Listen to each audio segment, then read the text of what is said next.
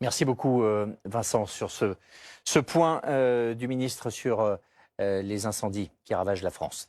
Retour sur la situation en Russie, il est 17h01 sur BFM TV et ce conflit entre l'Ukraine et la Russie qui bascule dans une guerre des drones visant à présent des civils. Vous voyez ces images. On est à Kherson, tout près de la ligne de front, Kherson en Ukraine. Image d'une chasse à l'homme menée par un drone russe. Et puis d'autres attaques, cette fois-ci ukrainiennes, qui visent des infrastructures civiles du côté de la Russie, et notamment les entrepôts du géant de la distribution russe, l'équivalent d'Amazon, Wildberries. Nous allons faire un point, comprendre ce qui est en train de se passer. Le détroit d'Ormuz est-il sur le point de rouvrir dans les heures qui viennent? C'est ce que Trump affirme. Son ministre des Finances, lui aussi, le répète. Pourtant, dans la nuit, un tir a touché un cargo qui tentait de passer ce détroit d'Ormuz. Coup de bluff du président américain au dernier soubresaut avant un accord. Nous irons à Washington avec Laurent Saïm pour mieux comprendre la situation. Schengen est la solution, ce sont les mots du ministre de l'Intérieur français, Laurent Nunez, qui, à la sortie d'une réunion d'urgence déclenchée après la crise des migrants à Ceuta, a envoyé, ainsi que la plupart des participants à cette réunion, un message d'apaisement. L'Espagne s'engage de son côté à mettre en place des barrages flottants pour limiter l'afflux massif de jeunes Marocains qui tentent de rejoindre l'Espagne via cette enclave espagnole. Pedro Sanchez, de son côté, demande lui aussi une plus grande compréhension envers sa politique. Et puis, 402 interpellations, si le nouveau bilan qui vient d'être confirmé par le ministre de l'Intérieur, Laurent Nunez, qui vient de se rendre et qui est encore au COGIC, le centre opérationnel de gestion interministérielle des crises sur les feux, des feux qui ont ravagé 120 000 hectares au total en France. Laurent Nunez qui attire l'attention sur les risques et qui demeure toujours dans le Var, où le Mistral attendu jeudi pourrait réactiver des feux qui sont maîtrisés mais toujours pas éteints.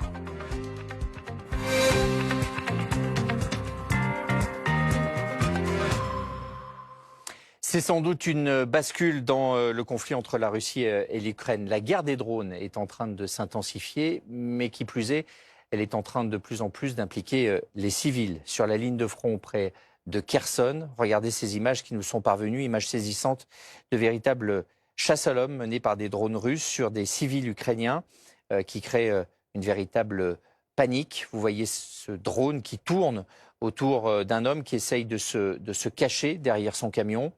Le drone qui finira par le cibler et par exploser. Alors si on montre ces images, c'est parce que l'homme n'est pas mort, il est grièvement blessé, mais on comprend et on reviendra sur la situation de panique et de peur qui s'instaure avec ces opérations-là. Et puis, en même temps, vous avez d'autres opérations qui sont menées cette fois-ci par des drones ukrainiens.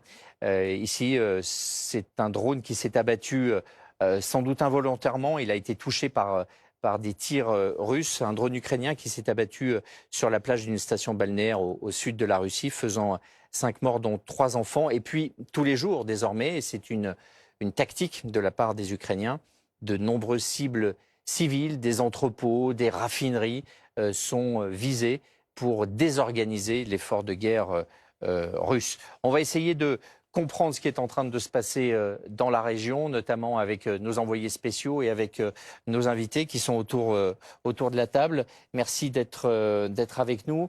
Philomène Rémy, éditorialiste de politique internationale pour BFM. Masha Kondakova, merci d'être là aussi. Vous êtes réalisatrice ukrainienne. Nous serons en liaison aussi avec le général Pellistrandi qui va nous éclairer un peu sur ces différents sujets. On va commencer par un point, Philomène, sur ces images. Qu'est-ce que cela révèle de la situation, notamment à Kherson ? En fait, cette situation à Kherson, elle n'est pas nouvelle. Il faut bien préciser que les habitants à Kherson, ils ont même donné un nom à ces phénomènes. Ça s'appelle des safaris humains. Ouais, Exactement. En fait, la première fois qu'il y a eu une vidéo comme ça qui a été documentée, c'était en 2024. C'était une jeune cycliste, une maman de 23 ans avec qui a deux enfants, qui a été poursuivie par un drone pendant 300 mètres. Et depuis cette vidéo, en fait, Human Rights Watch a fait une enquête. Ils ont analysé 83 vidéos. Et les conclusions de leur étude, c'est que les drones russes ciblent des civils, des gens qui attendent à l'arrêt de bus, mais aussi des ambulances, des ONG. En fait, n'importe quelle personne, des journalistes, exactement. Quand on s'est déjà rendu à Kherson, on sait que cette ville, elle ne vit pas au son des attaques, enfin des sirènes aériennes comme les autres villes en Ukraine, mais au bruit des drones. En fait, il faut comprendre quelque chose. Les habitants de Kherson, quand ils traversent la rue, ils lèvent la tête, ils regardent là-haut, tant les passages des drones sont en permanence là-bas. Et puis, Cyril Amourski l'a dit tout à l'heure, hein, je crois que selon Associated Press, ça a déjà fait plus de 200 morts et 2000 blessés depuis 2024. Merci Phénomène beaucoup. de ces drones. Merci Philomène.